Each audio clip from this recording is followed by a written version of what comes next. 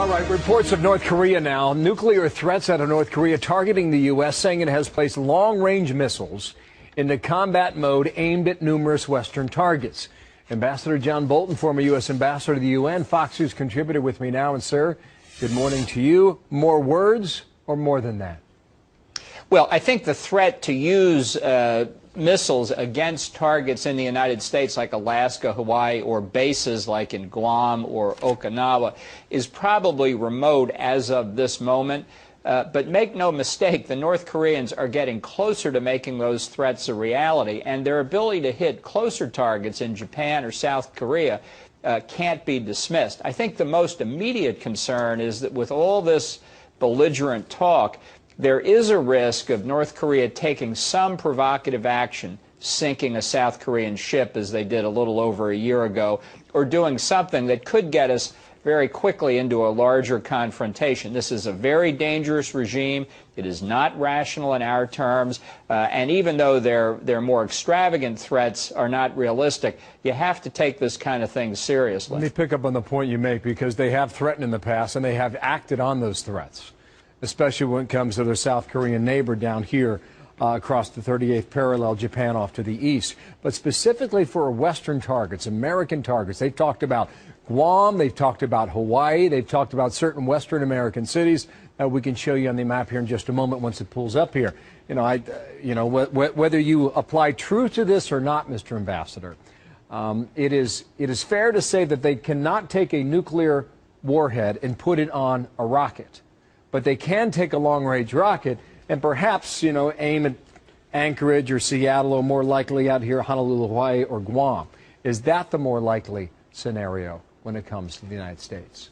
Well, I think that is possible now. Now, people say, well, why would they do anything so foolish? The United States would retaliate overwhelmingly. It would be a disastrous mistake for South Korea to do it. That's only if you think North Korea's leadership is just as rational as we are. It's called mirror imaging. It's a real problem at the State Department. You're a reasonable guy. You think the people on the other side of the negotiating table are reasonable.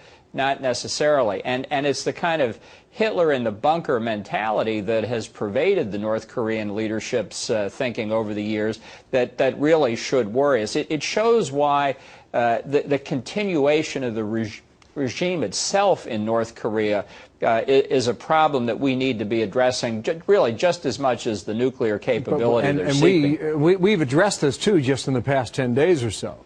I mean, this is a long-range missile, animation here behind us here from North Korea.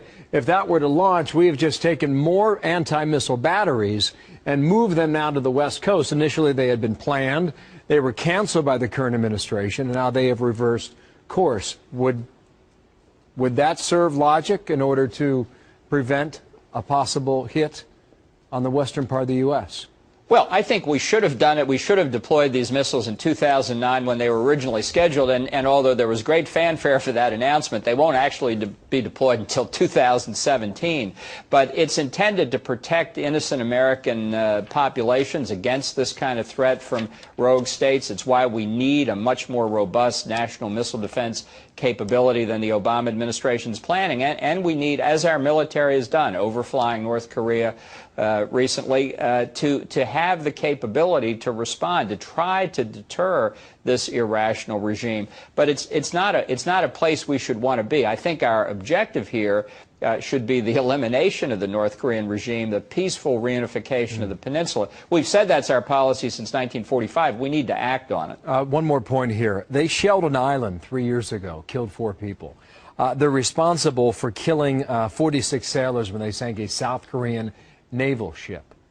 But back to your first answer, you believe that action is more likely, if any, at this time? Yeah, in both those cases, the South Korean government, even though it was under a relatively conservative president at the time, took no retaliatory action. Opinion in South Korea was very negative on the lack of retaliation. So you've got a newly elected president in South Korea now. If there's another incident like that, killing South Korean military personnel or civilians, I think the pressure for retaliation would be high. And that's how a miscalculation on North Korea's part could get us into something very, very serious with American troops there on the peninsula. Thank you, sir. John Bolton.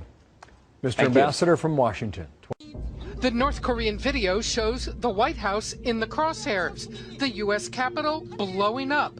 The latest messages posted by the North Korean government online, a further sign of what the U.S. worries is an increasingly unpredictable Kim Jong-un, the North Korean leader who threatens war with the United States and South Korea.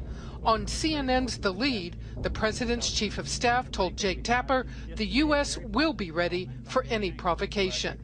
Obviously, the kind of antics and the kind of language that we've heard from them, to include what you've just shown on your show here, are the kinds of actions that don't connote strength, but rather connote some kind of weakness and frankly outlandish behavior. Even before this video, the U.S. intelligence community had a grim outlook. The rhetoric, while it is propaganda-laced, is also an indicator of their attitude and perhaps their intent. So for my part, I am very concerned about what they might do. The latest video is full of images of the North Korean military.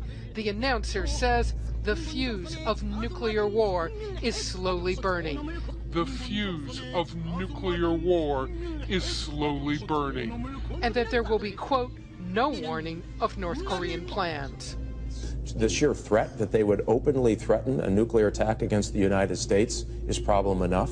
But their military movements along the DMZ, the demilitarized zone in North Korea, a whole new set of problems for us. The White House is taking all of this very seriously because the U.S. cannot predict if and when threats might become a military confrontation. So you have a 28-year-old leader who is trying to prove himself to the military, and the military eager to have a sable rattling for their own self-interest. And the combination of that is proving to be very, very deadly.